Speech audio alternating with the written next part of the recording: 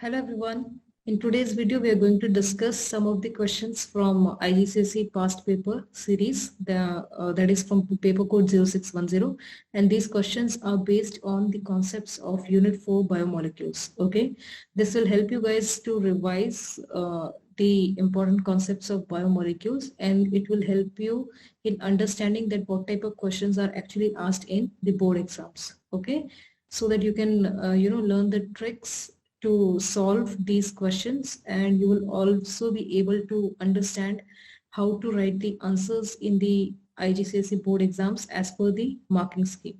Fine. So let's begin. First question which is given here is from paper 1, that is objective type question. The question is, the table shows the results of food test carried out on a fruit. Okay, so the result of food test is given, which is being carried out on a fruit. The following test has been done: Benedict test, Biuret test, ethanol test, and iodine test. Now you know that Benedict test is for reducing sugar.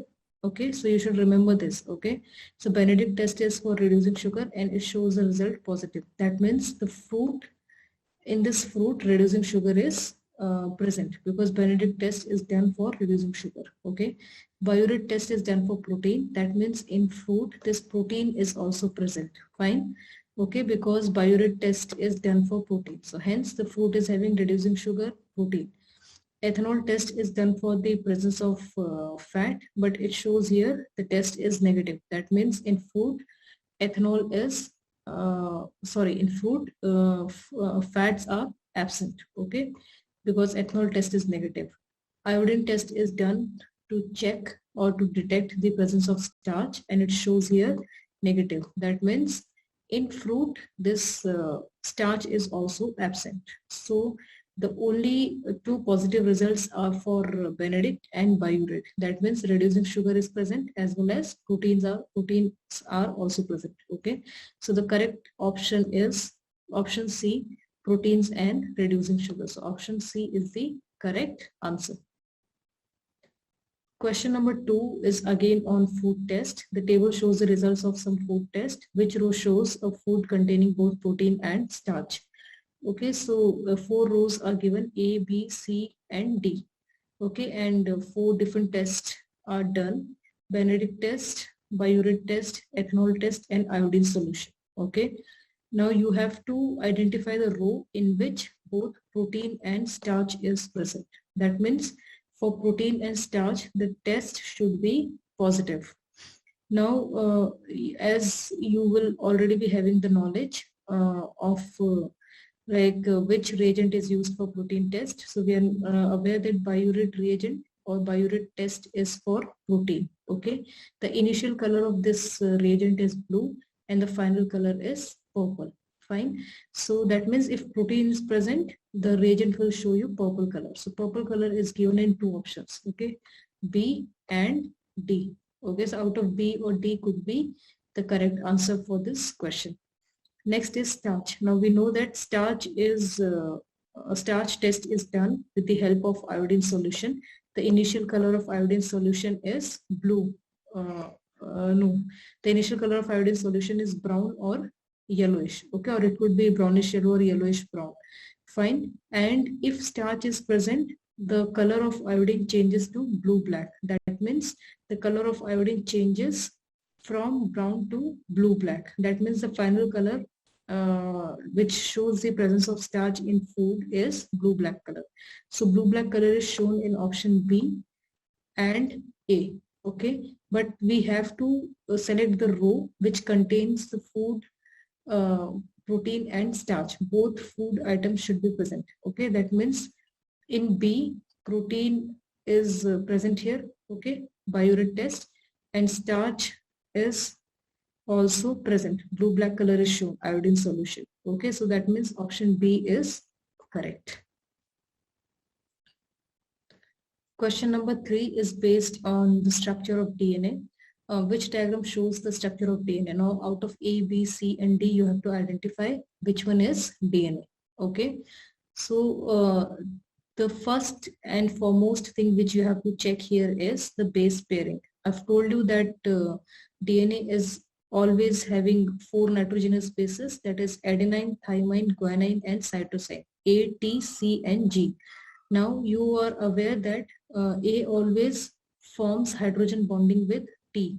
Okay, that is adenine always forms hydrogen bonding with thymine and cytosine always forms hydrogen bonding with guanine. Okay, and these base pairs pairing in DNA is like, you know, it's universal and it's always fixed. It can never happen like A can combine with G or C, or G or C can combine with T. No, that's not at all possible. Okay, it's never possible. So A always combines with T, or you can say A always forms hydrogen bond with T. Okay, and C always forms hydrogen bond with G.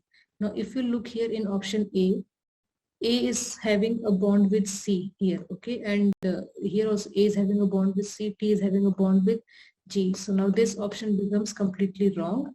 Why? Because adenine always forms bond with thymine. Okay, adenine always forms bond with thymine, and cytosine always forms bond with guanine. Okay, so this option A is wrong. If you look at B, you have to look at the complete series.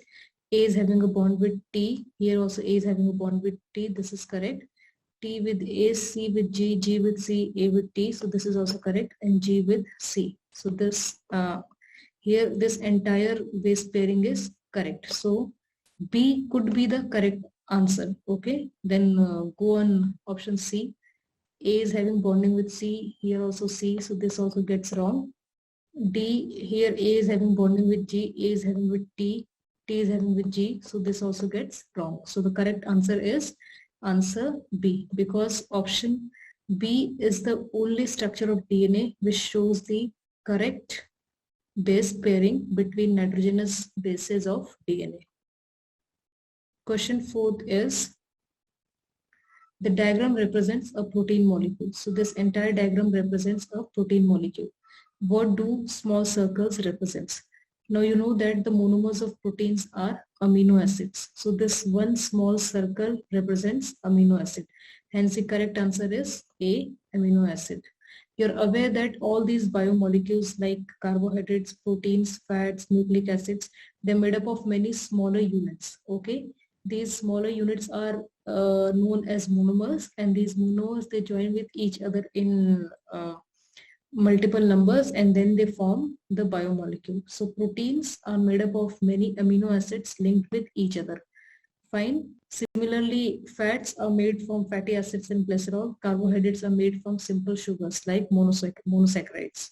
Hence, in this case, the correct answer is A, amino acids. Next question is question number 5, a very important question from ATP paper. That is your paper number 6. Okay, ATP paper is actually your alternative to practicals. Okay, this question is very important as per the exam point of view. Okay, in this question you will learn how to draw the table, what are the different rules for drawing table, and then how to calculate percentage concentration. So look at the question very, very carefully. Listen to me carefully. It's given here, proteins are an important part of the diet. These proteins are used in the body to make enzymes and other cell structures. Okay, so proteins are used in the body to make enzymes and other cell structures. You're going to estimate the concentration of proteins in two solutions, A and B, using the results from a set of standard protein solutions. Okay, so you have been given two solutions in two different test tubes, and the solutions are named as A and B. So you have to identify the concentration of protein in A and B. Okay, and how will you identify that how much amount of protein is present in A and B? That you will be able to estimate by using the results from another set of protein concentrations given to you. Okay, known concentrations of protein solutions were made. Now we are not talking about this A and B. Different known concentration of protein solutions were made. Using biuret reagent, the color intensity score was determined at each concentration. Now you know that biuret reagent is actually used for what?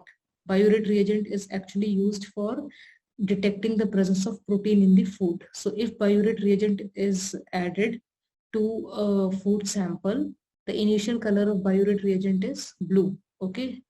And if protein is present, the color will change to purple or violet. Okay. So the color will change from blue to purple or blue to violet. Fine. So if more amount of protein is present, the violet color's intensity will be very dark. And if less amount of protein is present, the violet color intensity will be little less. Okay. Now just see these steps. Step 1 is 7 test tubes were labeled 1, 2, 3, 4, 5, 6 and 7. So 7 test tubes have been taken and it was labeled 1, 2, 3, 4, 5, 6 and 7. Step 2 is solutions containing different concentration of protein were made using the volumes of 1% protein solution. Okay, so 1% protein solution was taken. Okay, 1% protein solution means 1 gram of protein in 100 ml water. Fine. So 1% protein solution was taken and distilled water was also taken. So by using 1% protein solution and distilled water, different concentrations of protein solutions were made. Okay. Now here table 1.1 is given. They have given here test tube number 1, 2, 3, 4, 5, 6 and 7. And left side they have given you volume of 1% protein solution. Okay. Look here carefully, it's given 1% protein solution. Now in test tube 1, how much protein solution was added? It's 0. That means the concentration of protein or the amount of protein in test tube 1 is 0. Okay. And how much amount of distilled water was taken? 5 ml or 5 centimeter cube. Okay. Then in test tube 2, the protein solution was 0.25 centimeter cube and the water was 4.75. Okay. So as you will look, if you look at the table, as you go from test tube 1 to test tube number 7. Okay. If you go from test tube 1 to test tube number 7, you will see the concentration of protein solution. Okay. The volume of protein solution increases and the volume of distilled water decreases. Okay. That means test tube 7 is having the highest concentration of protein compared to test tube 3 or test tube 1 or test tube 4. Okay. So test tube 1 is having, test tube 1 is actually not having, not at all having any protein solution in it. So test tube 1 has no protein at all. Okay. So don't count test tube 1. Test tube 2 is having the least concentration of protein, whereas test tube 7 is having the highest concentration of protein. Fine. The third row here shows percentage concentration of protein solution. Okay, what's given here?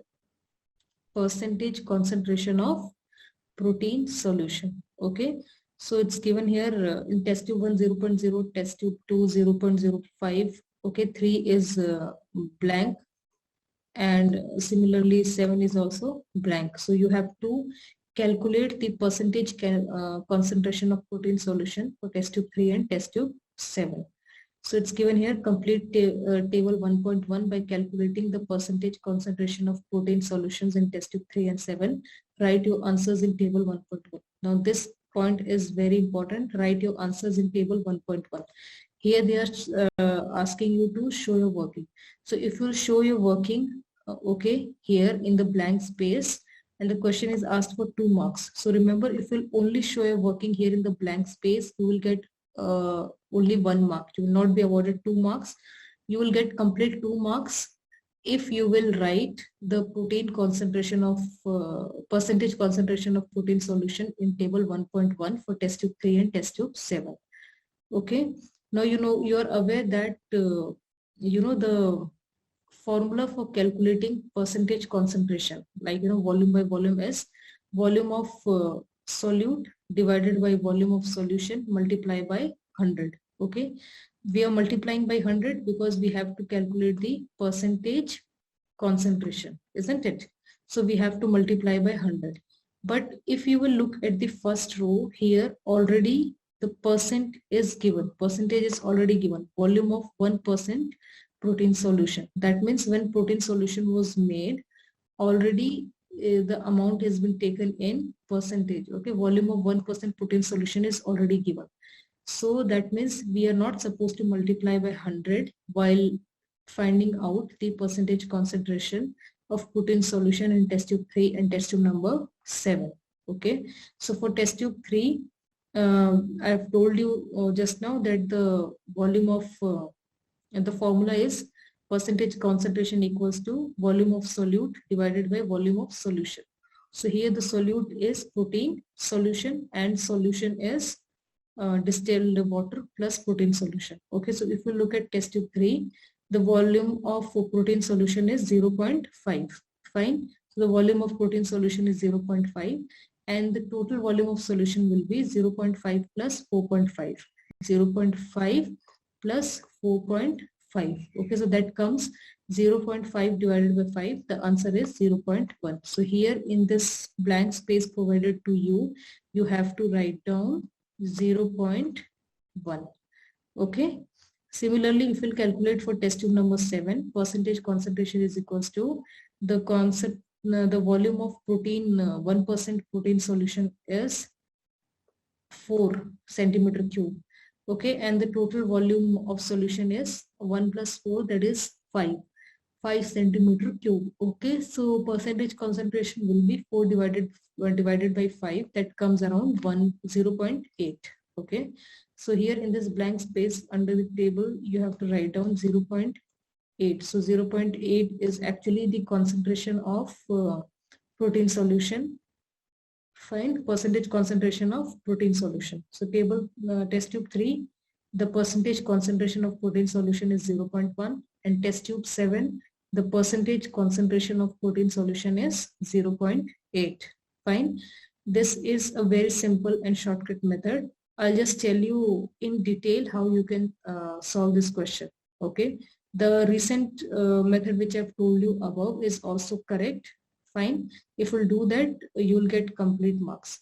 So first let's begin by learning the formula of percentage concentration. So percentage concentration is calculated in 3 different ways. Percentage concentration can be calculated by mass, by volume, and by mass or volume. Okay. So percentage by mass is mass of solute divided by mass of solution into 100. Percent by volume, volume of solute divided by volume of solution into 100. And percent by mass and volume will be mass of solute divided by volume of solution into 100. Fine.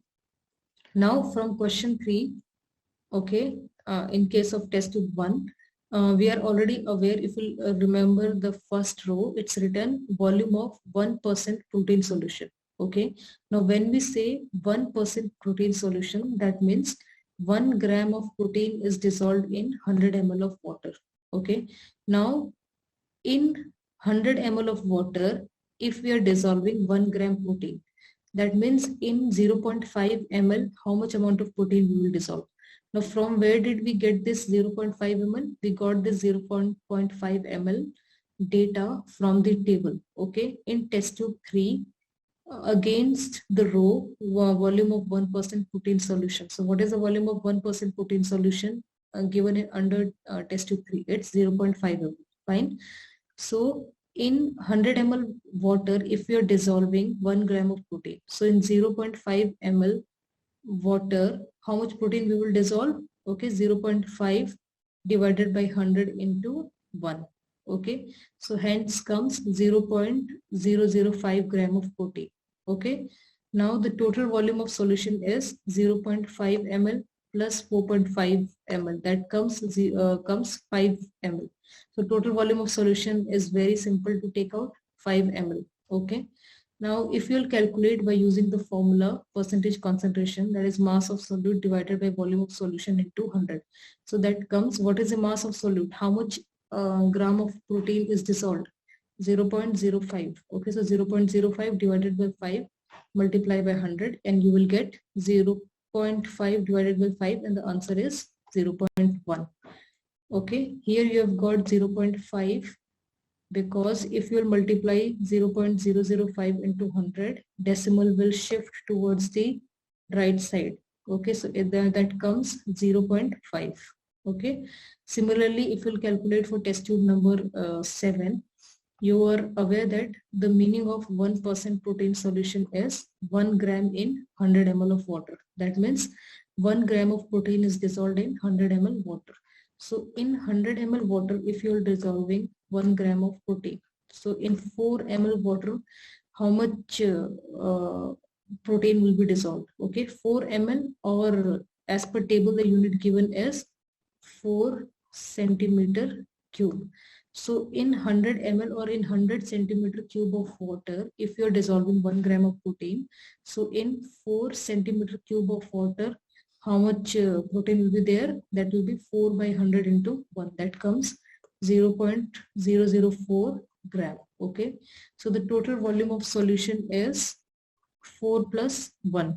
Okay. That comes around 5 ml. So this 4 plus 1, we've got this data from the table. It's given in table. Okay, so the total volume of solution is 5 ml, and the concentration of protein, okay, is 0.04 gram. Okay, so the percentage concentration would be 0.04 divided by 5 multiplied by 100.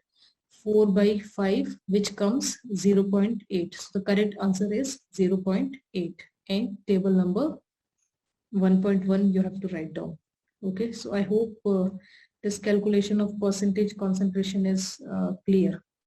The second question given here is, state the color that shows the presence of protein when tested with biuret reagent. So the reagent used was biuret reagent, and the color will be purple. Okay, you can also write lilac, you can also write violet, and you can also write mauve.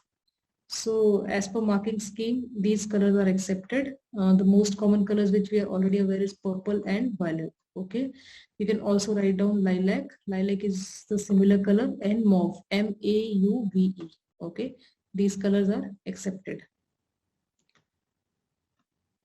Now read other steps. Step 3, 2 centimeter cube of biuret reagent was added to each of the solutions in the test tube 1 to 7. Each test tube was shaken gently to mix the contents. Now in test tube 1 to 7, 2 centimeter cube of biuret reagent was added. Okay, and then it was shaken gently to mix the content. The test tubes were placed in the test tube rack in order of concentration, from least concentrated to the most concentrated. Okay, that means from test tube 1 to test tube 7. Okay, in the sequence it was kept from least concentration of protein solution to the highest concentration of protein solution. Step 5, 2 centimeter cube of biuret reagent was added to the protein solution in the test tube labeled A and shaken gently to mix the content. Now 2 centimeter cube of biuret reagent was added to test tube A. Okay, I've already told you in the beginning that test tube A and B are separate, completely separate. In both the test tubes, some concentration of protein solution is present. Okay, so in test tube A, 2 centimeter cube of protein solution was added, and similarly 2 centimeter cube of biuret reagent was added in A, and similarly 2 centimeter cube of biuret reagent was added in test tube B also. Okay, apart from test tube 1 to 7. Okay, now test tubes 1 to 7 were held against a white background so that the color of the solutions were clearly visible. These test tubes are shown in figure 1.1. Okay, so this is figure 1.1. The color intensity of the solution in test tube 7 was given the score using table 1.2. Okay, so using table 1.2, we have to give the color intensity to all these test tubes. Okay, so test tube 7 was the darkest. That means it has the highest concentration of protein solution in it. Okay, it has the highest concentration of protein solution. Hence, the color intensity was darkest. So they have given it 4 plus. Okay, now you have to give for 5, 6, 4, 3, 2, 1. Okay, so 1, 2, 3, 4, 5, 6 test tubes also. These scores are to be given. Okay, so the palest is 1 plus and the darkest is 4 plus. So the palest here is 1. Okay, so this will get 1 plus. Okay, if we look at 6, and 5, they are similar to 7. Okay, so these two will also get 4 plus. Okay, so here also you will get 4 plus. Okay, and here you will get 3 plus. 3 and 4, if you look, you will get 3 plus, and the second test tube you will get 2 plus. Okay, so just you have to look at the score here, score of color intensity, check the color intensity here, and then you can give the score. Now you have to use this table 1.2 to complete figure 1.1 by writing in the score for test tube 1 to 6. Test tube that have the same color intensity should be given the same score. So this question is for 1 mark. If you write all these scores correctly, you will get 1 mark. Okay. Next question is, prepare a table to record the results from test tube 1 to 7. The table should show the concentration of protein solution, the color intensity score given to each of the solution. Now remember, these 2 points are supposed to be covered in the table. Now whenever you draw table, you should always make table by using pencil, and you should draw lines of table by using ruler. Okay.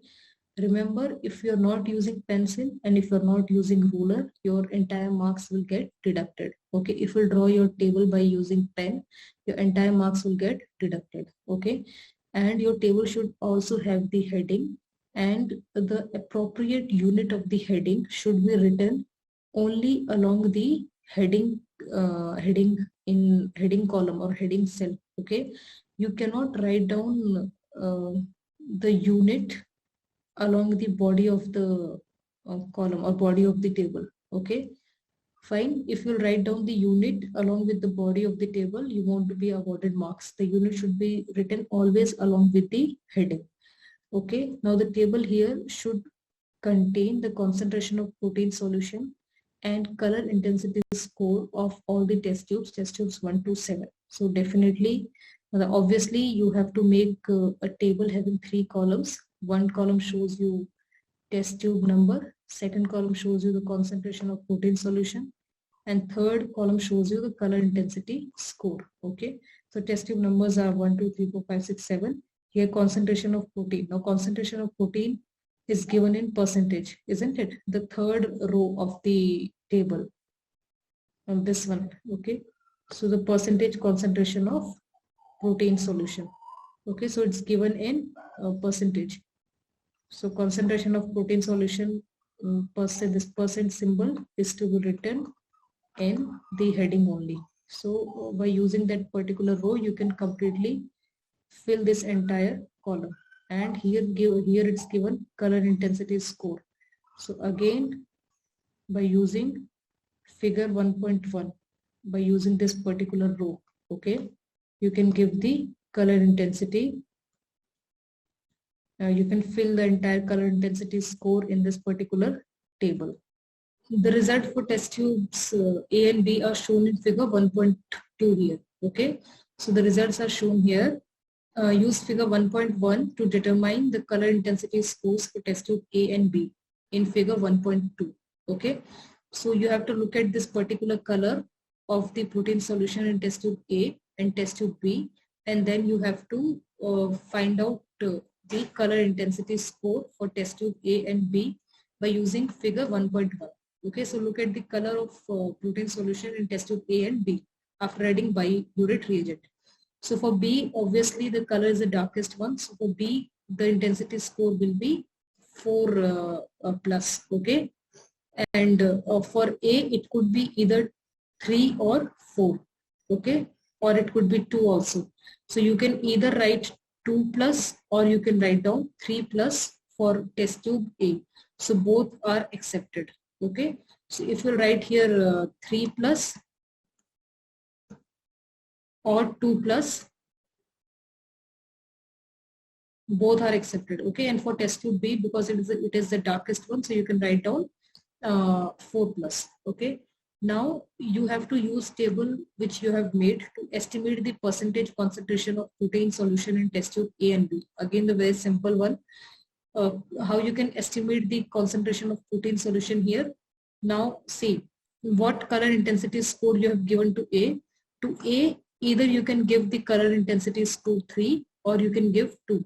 For example, you have given the color intensity score for test tube A as 3 plus. Okay, and for test tube B it's given 4 plus. Fine. So go and go at the table and look here.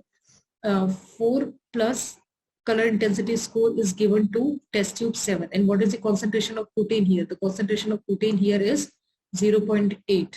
That means the concentration of protein solution in test tube B would be 0.8. Okay. Why? Because the color intensity score given to test tube B was 4 plus. Okay. And the concentration of protein solution in test tube A would be anything out of these three. It could be anything out of 0.2, 0.4 or 0.6, because for test tube A the color intensity score given is 3 plus, isn't it? Okay, 3 plus it's given, so it could be either 0.2 or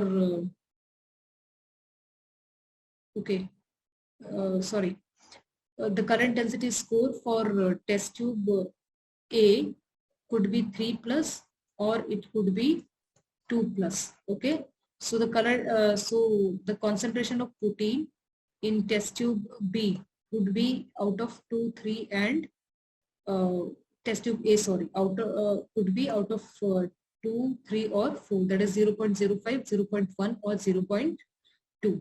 Okay, because the current intensity score given is 3 plus or 2 plus. Okay, so if you are writing it as 3 plus in your exam, you don't have to give both the current intensity score, you have to give only one. So if you are choosing 3 plus, then the concentration of protein solution should be 0.2, and if you are choosing 2 plus, then it should be either 0.5, 0.05 or 0.1. Okay, any one you have to write out of these two. So for every correct answer you will get 1 mark. Now identify the control for this experiment and explain why it is used. Now every time when we do experiment, we always have control in the experiment. Okay, so test tube 1 is the control. So for identifying control, 1 mark, and for writing the reason you will get 1 mark. So test tube 1 is your control. And why this test tube 1 is used as a control? Because in that there is no protein solution. If you look here at this particular table, so in test tube 1, what is the concentration of protein solution? It's given here. What is the volume of 1% protein solution? It's given here 0. Okay, hence the percentage concentration is also 0. That means in test tube 1, whenever the biuret reagent was added, the initial color of biuret reagent, that is blue, remained same. Okay, the blue color did not change to purple or violet. So just to compare the results of other test tubes, to compare the color intensity of other test tube with test tube 1, you can choose test tube 1 as a control. Okay, so test tube 1 is used as control. Why it is used as control? Because in it the volume of 1% protein solution was 0. Okay, protein is absent in it. A percentage concentration of protein is also 0. Okay, hence the initial color of the biuret reagent will remain as such, so that the color comparison can be easily done for other test tubes, that is test tube number 2 to test tube number 7. Okay. And the last question given here is, explain why the method used to find the concentration of the protein solutions in test tube A and B can only be an estimate. Okay, it can only be an estimate because we do not have the exact value of the volume of protein or the concentration of protein in these two test tubes. We are only using the color intensity for intensity of color for test tube A and B in order to identify the concentration of A and B. Okay, so let's see in my marking scheme it's written that idea that it is a qualitative method, not a quantitative, not measured. Okay, so I've already told you that in test tube A and B, for checking the protein concentration, we are not using any quantitative method. Okay, this is just a qualitative method. Qualitative in the sense we are just comparing the color intensity with other test tubes. Okay, test tube 1 to 7, and then trying to identify the protein concentration in A and B. Then subjective, just by eye, could be visually impaired. That means this color, by looking at the color intensity, we have just estimated the protein concentration in test tube. So that could be wrong. Okay, because sometimes it might happen that we could not properly see the color of test tube, and we might give the wrong concentration of protein. So it could be visually impaired. Then similar concentrations look same, not enough intervals to be precise. Okay, so similar concentrations look same. That means, for example, test tube 2, 3 and 4. For all these 3 test tubes, we have for test tube 2, 3 and 4, we have given 2 plus, and for test tube 4, we have given 3 plus. So these 3 test tubes almost had the similar color intensity for after adding biuret reagent. Okay, so the similar concentrations, they look same. So that's why the method which is used to identify the protein concentration in test tube A and B is just an estimate. This is not the accurate method because of these reasons. Why? Because we have just looked at the color intensity and tried to find out the concentration by comparing this color intensity with the concentration of protein solutions given in table 1.1.